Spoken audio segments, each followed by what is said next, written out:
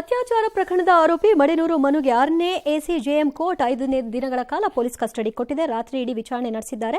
ಮೊಬೈಲ್ನಲ್ಲಿ ಯಾವುದೇ ಖಾಸಗಿ ವಿಡಿಯೋ ಪತ್ತೆಯಾಗಿಲ್ಲ ಅಂತ ತಿಳಿದು ಬರ್ತಾ ಇದೆ. ಈಗ ಸದ್ಯ ಸಂತ್ರಸ್ತೆಯ ಹೇಳಿಕೆ ಕೂಡ ಪೊಲೀಸರು ದಾಖಲು ಮಾಡಿಕೊಂಡಿದ್ದಾರೆ. ಒಂದು ವಿಡಿಯೋ ಹೊರಗೆ ಬಂದಿದೆ, ನನ್ನ ಸಾವಿಗೆ ನಾನೇ ಕಾರಣ ಅಂತ ಆಕೆ ಹೇಳ್ಕೊಂಡಿದ್ಲು. ಬಟ್ ಅದನ್ನು ಕೂಡ ಮನುನೇ ಒತ್ತಾಯಪೂರ್ವಕವಾಗಿ ಮಾಡಿಸಿದ್ದಾನೆ ಅಂತ ಆಕೆ ಆರೋಪ. ಸರ್, ಇದು ಬಲವಂತವಾಗಿ ಮಾಡಿಸ್ಕೊಂಡಿರೋದು ಸರ್.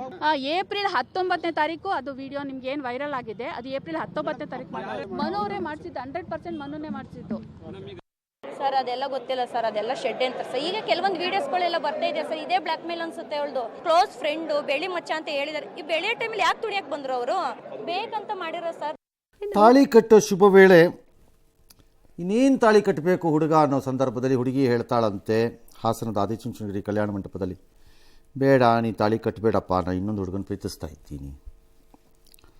ಇಲ್ಲ ಪಾಪ ಏನಮ್ಮ ಅಂತ ಸಮಾಧಾನ ಮಾಡೋಕ್ಕೆ ಹೋಗಿದ್ದಾರೆ. ವರ್ಕೌಟ್ ಆಗಿಲ್ಲ. ಪೊಲೀಸ್ ಸ್ಟೇಷನ್ಗೆ ಹೋಗಿದೆ ಕೇಸು. ಈಗ ಹುಡುಗಿ ಪ್ರೀತಿಸ್ ಹುಡುಗನ ಜೊತೆಗೆ ಮದುವೆ ಮಾಡಿಸಿದಾರಂತ ಸರ್. ಮಾಡಿಸಿದ್ರ? ಅಲ್ಲ, ಅವ್ರು ಮಾಡ್ಕೊಳ್ಳೋದ್ರಲ್ಲಿ ತಪ್ಪಲ್ಲ, ಅದು ಮೊದಲೇ ಹೇಳ್ಕೊ. ಪ್ರೀತಿಸಿದ್ದು ತಪ್ಪಲ್ಲ, ಮದುವೆ ಆಗೋದು ತಪ್ಪಲ್ಲ. ಆದರೆ ಮೊದಲೇ ಹೇಳೋಕ್ಕೇನು ರೋಗ ಬಿಡ್ದಿತ್ತು ಅನ್ನೋದಷ್ಟೇ ಪ್ರಶ್ನೆ ಅಲ್ಲಿ. ತಂದೆ ತಾಯಿಗೆ ಕೊಡಬಾರದ ಈ ಸಂಕಟಗಳನ್ನು ಕೊಡಬಾರ್ದು. ನೀವು ಆಗೋದು ತಪ್ಪಲ್ಲ, ನಿಮ್ಮ ಇಷ್ಟ.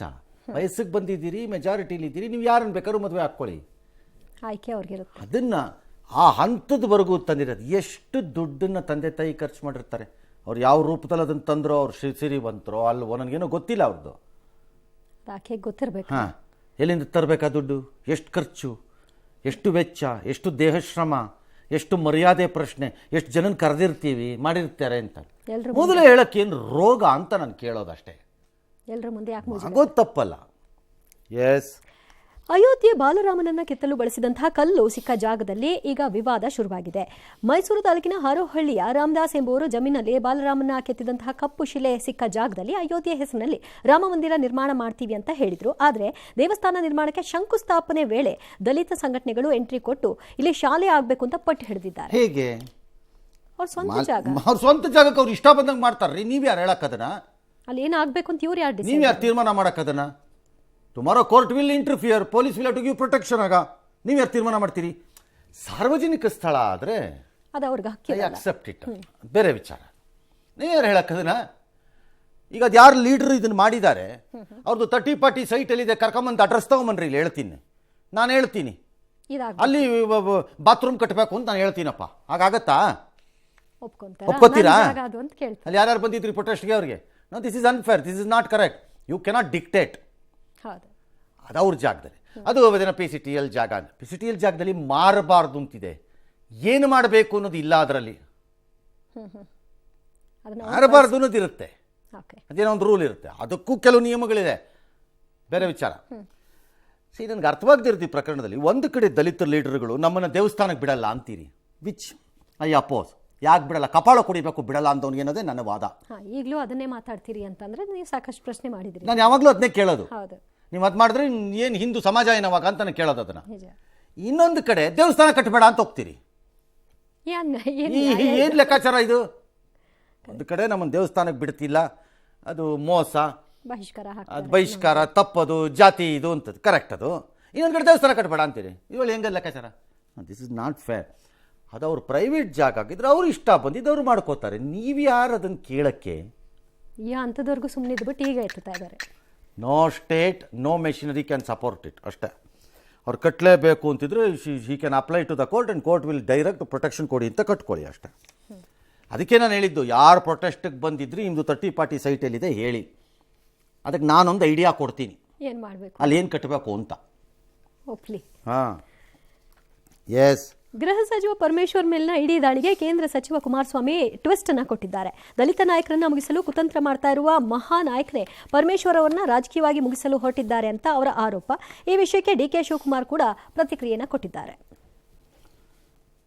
ಇವತ್ತು ಪರಮೇಶ್ವರ್ ಈ ಸಂಕಷ್ಟಕ್ಕೆ ಒಳಗಾಗಿರ್ತಕ್ಕಂಥದ್ದು ಕಾಂಗ್ರೆಸ್ನ ಪ್ರಭಾವಿ ನಾಯಕನಿಂದಲೇ ಇವತ್ತು ಈ ಪರಿಸ್ಥಿತಿ ಎದುರಿಸ್ತಾ ಇದ್ದಾರೆ.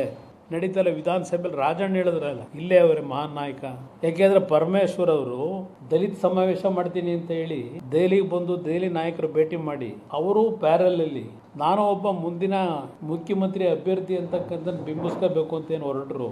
ಅದರ ಹಿನ್ನೆಲೆ ಈ ಪ್ರಕರಣ ಪ್ರಾರಂಭ ಆಗಿತ್ತು. ಕುಮಾರಸ್ವಾಮಿಗೆ ಪಾಪ ಏನೋ ಮೆಂಟ್ಲು ಹೆಚ್ಚು ಕಮ್ಮಿ ಇರಬೇಕು, ಹೆಲ್ತು ಮೆಂಟ್ಲು ಅಂತ. ಸುಳ್ಳಿಗೆ ಮತ್ತೊಬ್ಬ ಹೆಸರು ಕುಮಾರಸ್ವಾಮಿ ಅಂತ. ಕುಮಾರಸ್ವಾಮಿಗೆ ಪಾಪ ಏನೋ ಮೆಂಟ್ಲು ಹೆಚ್ಚು ಕಮ್ಮಿ ಇರಬೇಕು. ಮೆಂಟ್ಲು ಹೆಚ್ಚು ಕಡಿಮೆ ಆದವ್ರು ಇಷ್ಟೆಲ್ಲ ಸೀರಿಯಸ್ ಮಾತೆಲ್ಲ ಆಡಲ್ರಿ. ಸರ್, ಈಗ ಇಡಿಗೆ ಆ ಥರದ ಒಂದು ಇನ್ಫಾರ್ಮೇಶನ್ ಬಂದಿದ್ರು, ಇನ್ಯಾರು ಥರ್ಡ್ ಪಾರ್ಟಿಗೆ ಯಾರು ಯಾರೇ ಇನ್ಫಾರ್ಮೇಶನ್ ಕೊಟ್ಟಿದ್ರು ಅದು ತಪ್ಪಲ್ಲ. ಬಟ್ ಅದರಲ್ಲಿರೋ ಪಾಲಿಟಿಕ್ಸು ನಮಗೆ ಅರ್ಥವಾಗಲ್ಲ ಇದ್ದರೆ. ಯಾಕಂದರೆ ನಮಗೇನು ಗೊತ್ತದು ಯಾವುದಿದೆಯೋ ಇಲ್ಲ. ಛಲವಾದಿ ನಾರಾಯಣ ಸ್ವಾಮಿ ಅದನ್ನ ನಾಯಿ ಅಂತಂದ್ರು, ಅದಿನ್ನೂ ಮುಗೀತಿಲ್ಲ. ಅವರು ರೀ ಅದಂತ ಪದ ತಪ್ಪು ಆಯಿತು ಬಿಡ್ರಿ ಅಂತಿದ್ವಿ. ಇಲ್ಲ ಬಿಡಲ್ಲ ನಾವು ಅಂತ ಅವರು ಪ್ರಿಯಾಂಕಾ ಖರ್ಗೆ ಅವರು ಅಲ್ವಾ. ಈಗ ಅದಕ್ಕೆ ಅವ್ರು ನಾಳೆ ನಾವು ಕಲಬುರಗಿ ಚಲಾವ್ ಮಾಡ್ತೀವಿ, ಅದೇನು ಮಾಡ್ತಾರೆ ಮಾಡ್ಕೊ ಹೋಗಿ ಅಂತ. ಇದೀಗ ಏನಾಗಿದೆ ಅಂದರೆ, ಒಂದು ಸರಿ ಅವರು ನಾಯಿ ಅಂತಾನೋ ನರಿ ಅಂತಾನೋ ಅಥವಾ ಬೆಕ್ಕು ಅಂತಾನೋ ಅಥವಾ ಕೋಳಿ ಅಂತಾನೋ ಏನೋ ಒಂದು ಹೇಳಿ ಮುಗಿದೋಗಿರೋದು.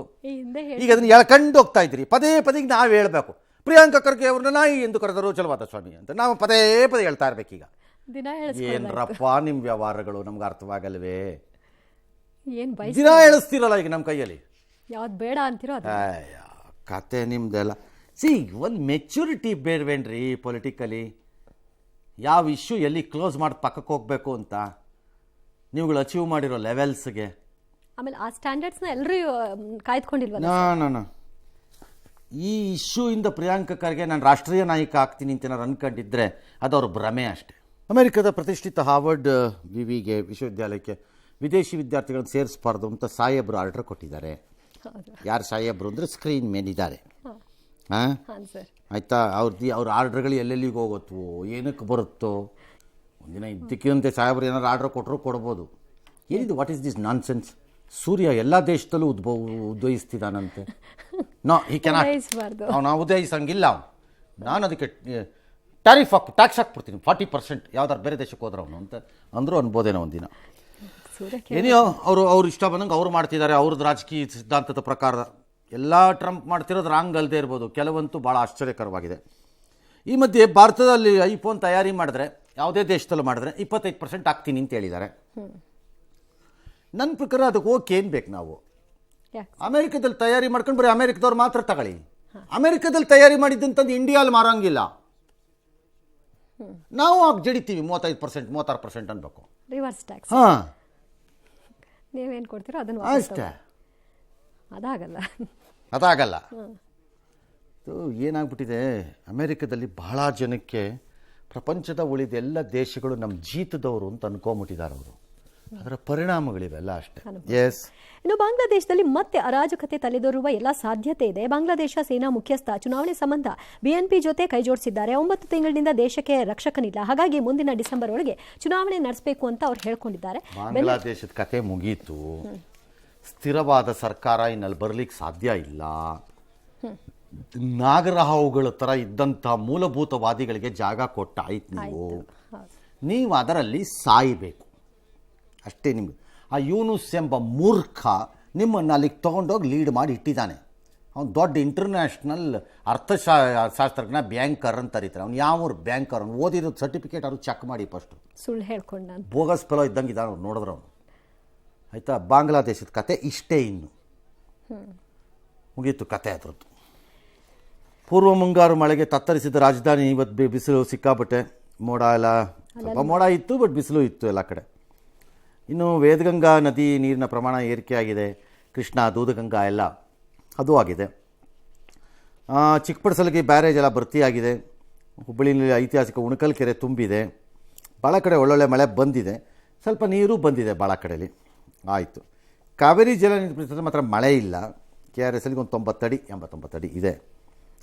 ಕೋಲಾರದಲ್ಲಿ ಒಂದು ಸ್ವಲ್ಪ ಏಟು ಬಿದ್ದಿದೆ ಬೆಳೆಗಳಿಗೆ. All right.